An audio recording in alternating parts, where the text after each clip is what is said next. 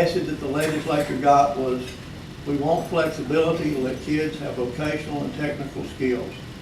Over the last 10 or 20 years, many of our school districts have basically crowded out most of the vocational and technical training that many of us in this room experienced when we were going to school.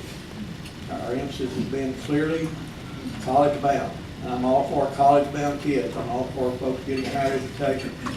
Please don't interpret House Bill 5 as being against college education. It's not.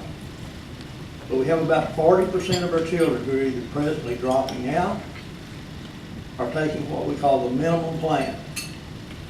The minimum plan, they can't go to college, basically. They are essentially, for all practical purposes, not entering the job market with any marketable skill. That's about 40%, and I really figure I think it's closer to 50 in reality.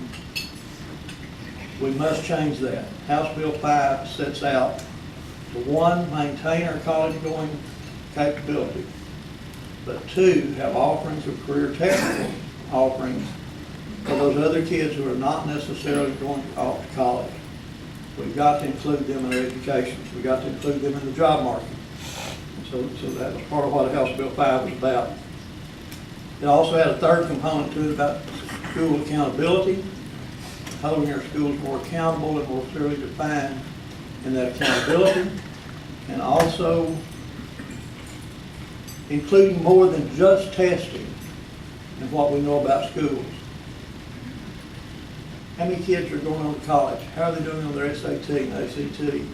How many are getting job certificates that are eligible for jobs right out of school? Those sorts of questions need to be part of the evaluation of your local school system. This bill will begin to ask that question and apply those answers to how those schools are ranked. And then we come to this wonderful transportation issue.